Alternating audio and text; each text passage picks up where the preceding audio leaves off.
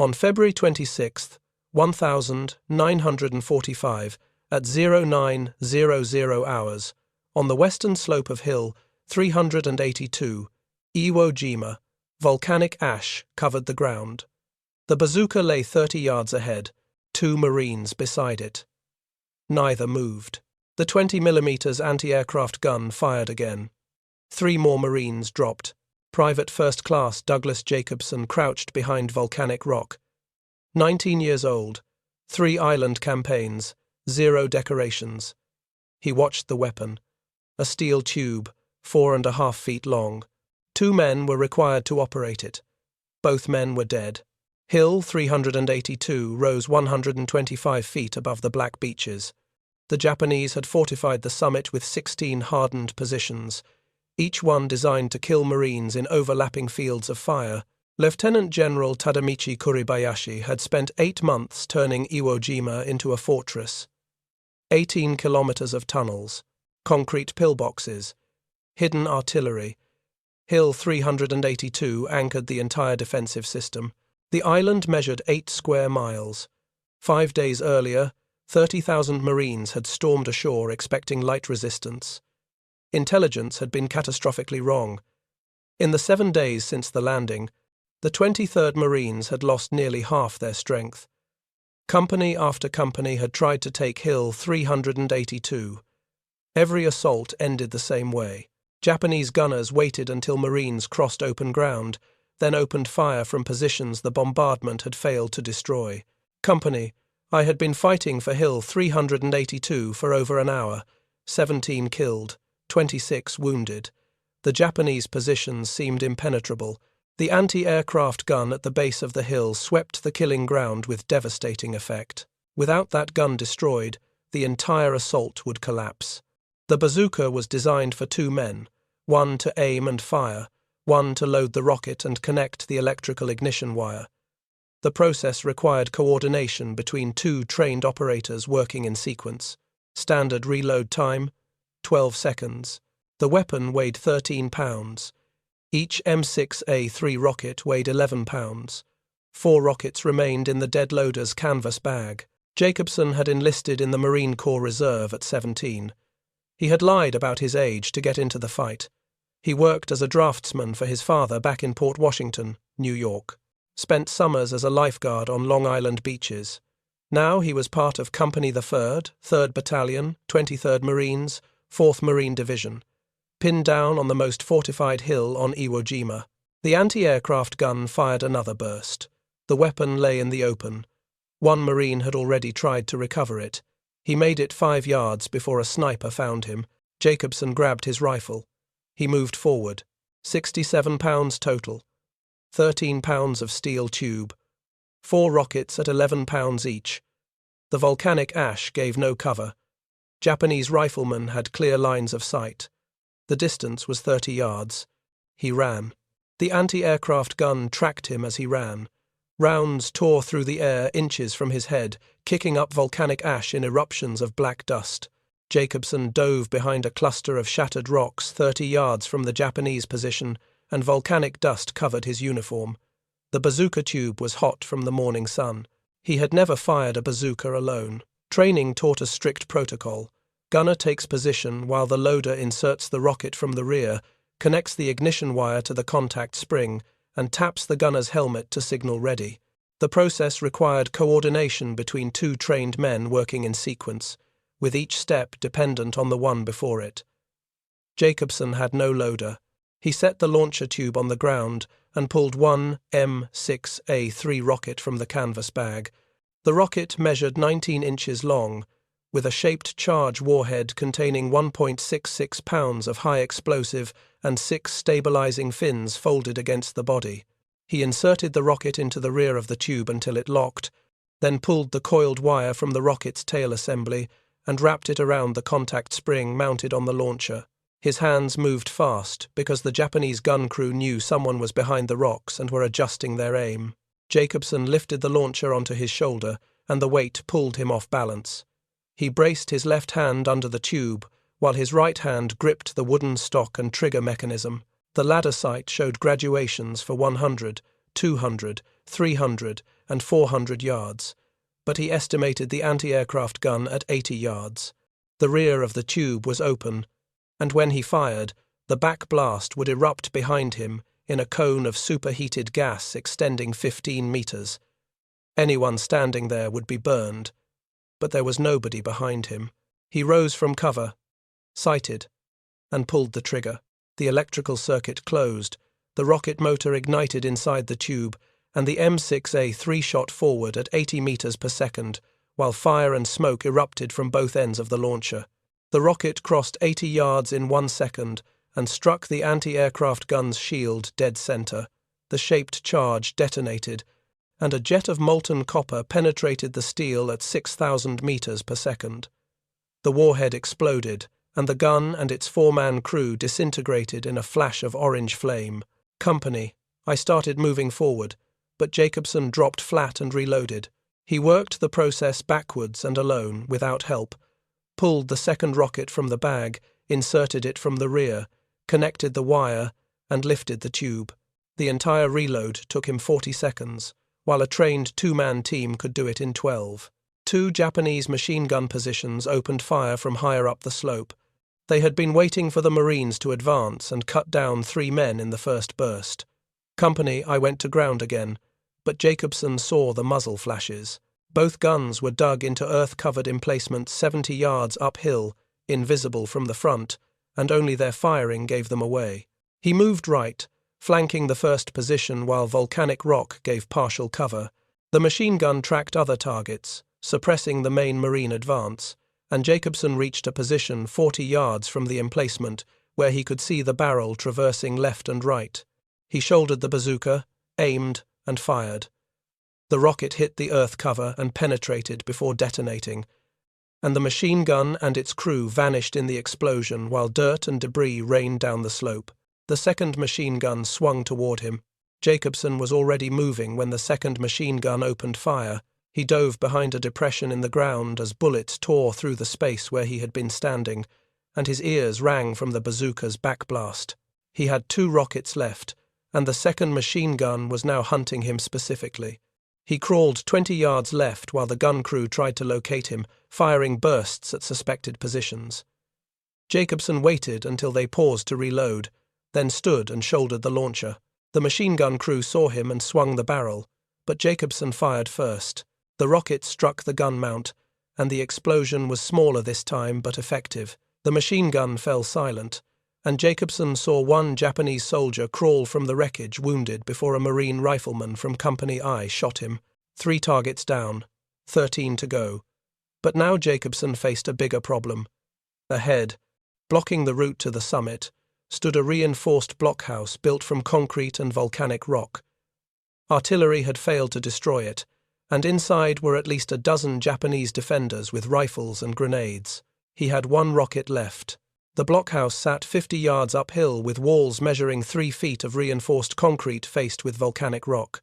The structure measured roughly 12 feet by 15 feet, and a single firing slit faced downslope, covering the approach with interlocking fields of fire from the machine gun positions Jacobson had just destroyed. American naval gunfire had hit this blockhouse repeatedly during the pre-invasion bombardment, 16-inch shells from battleships and 8-inch rounds from cruisers. The structure showed scorch marks and concrete chips, but the walls still stood. Jacobson had 1 M6A3 rocket with a shaped charge that could penetrate armor, but concrete was different. The warhead would blow a hole in the wall, but whether that hole would be large enough to neutralize the position was uncertain. He needed a different solution. He moved laterally across the slope, staying low while the blockhouse firing slit faced southwest, covering the main Marine avenue of approach. The Japanese had built their defenses, assuming attackers would come from the beach, and had not expected a lone Marine to flank their positions from within their own defensive perimeter. Jacobson crawled 40 yards through volcanic ash and shattered rock until he reached the northern face of the blockhouse, where no firing slits existed. The structure had been built into the hillside using the natural slope for additional protection, but the rear entrance was visible, a low opening barely 3 feet high covered by a wooden frame. Jacobson set down the bazooka and pulled a fragmentation grenade from his belt, Firing the rocket into the entrance from 10 feet away would be suicide, because the backblast in the confined space would kill him as surely as it would kill the Japanese inside. He picked up the bazooka again and moved to within 15 feet of the entrance, where he could hear voices inside speaking Japanese. At least 6 men. Maybe more. He shouldered the launcher, aimed at the wooden entrance frame, and fired. The rocket hit the frame and detonated, blowing the entrance open and collapsing part of the rear wall. Dust and smoke poured from the opening, and Jacobson dropped the bazooka tube and pulled the pin on his grenade. He counted 2 seconds, then threw it through the smoking entrance. The grenade detonated inside the blockhouse with screams, then silence. Jacobson circled to the firing slit and looked inside. The interior was devastated. Bodies, rubble, the position neutralized. 4 targets down, 12 to go, but now he had no rockets. The M6A3 rocket used a shaped charge warhead that functioned through a specific physical mechanism. Upon impact, a cone of copper collapsed inward at 6,000 meters per second, and the jet formed a stream of molten metal that penetrated armor through hydrodynamic pressure. Against steel, penetration reached 100 millimeters, but against concrete the effect varied depending on thickness and reinforcement. Inside confined spaces, however, the blast was catastrophic because the pressure wave had nowhere to dissipate. Jacobson started back down the slope toward Company I's position and past the bodies of the original bazooka team where the loader's canvas bag still lay empty. The supply point was 200 yards back near where Company I had started the assault, and the entire area was under Japanese observation from higher positions. Mortar fire had been falling there intermittently all morning, and 3 Marines had already been killed trying to bring ammunition forward.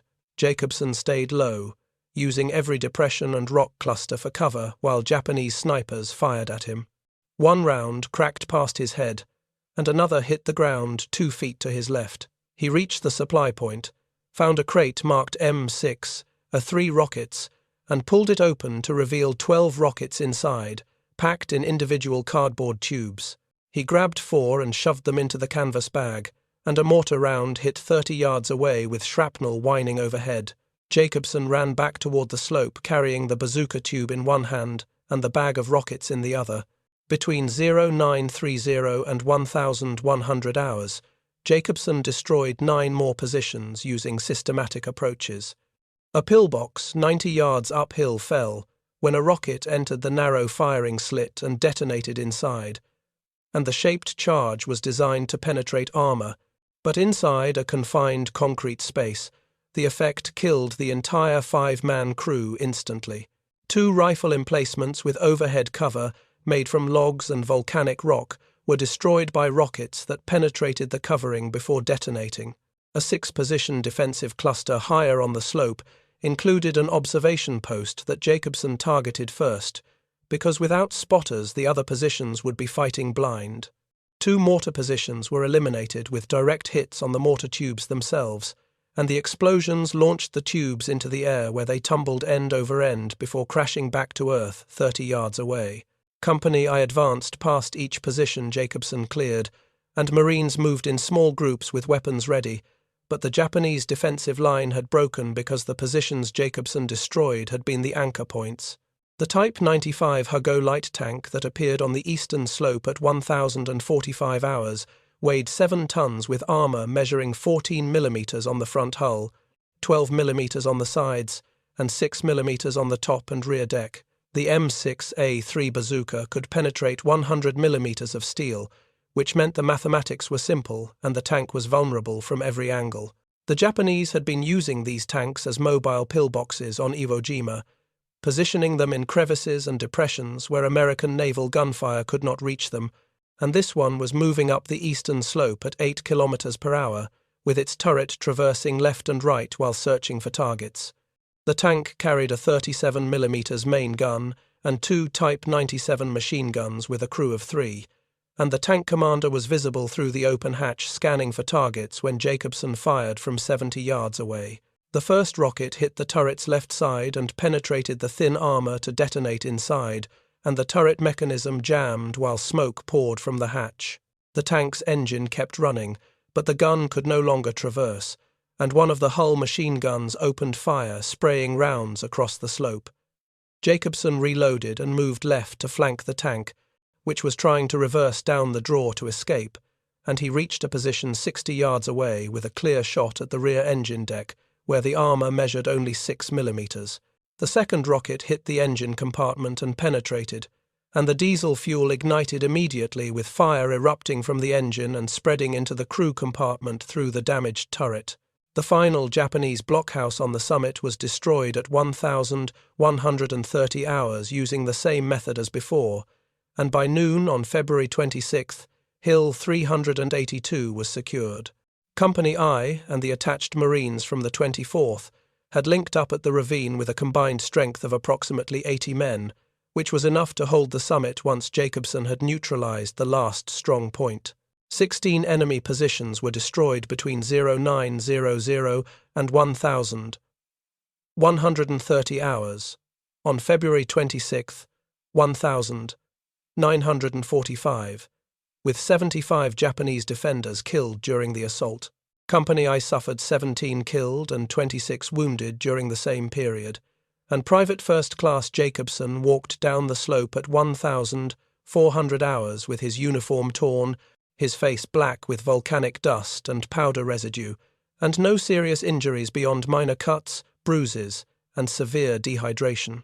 The battle for Iwo Jima continued for 3 more weeks until the island was declared secured on March 16th, and the final casualty count recorded 6,821 Marines killed and 17,000 wounded. Of the 21,000 Japanese defenders, only 216 surrendered, which represented a 1% survival rate. 27 Marines and sailors earned the Medal of Honor at Iwo Jima, more than any other single battle in American military history. Douglas Jacobson was promoted to corporal in April 1945 and returned to the United States in September, where he reported to Headquarters Marine Corps in Washington. On October 5, 1945, President Harry Truman presented him with the Medal of Honor during a ceremony at the White House, and Jacqueline Lucas, the youngest Medal of Honor recipient from Iwo Jima, received his medal the same day. Jacobson was discharged in December 1945, re-enlisted in April 1946, and attended officer candidate school at Quantico before being commissioned as a second lieutenant in March 1954.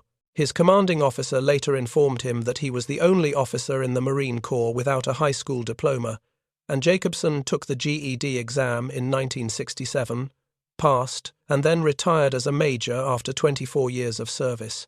He died on August 20, 2000, in Port Charlotte, Florida, from congestive heart failure and pneumonia at the age of 74, and is buried in Arlington National Cemetery, the Douglas T.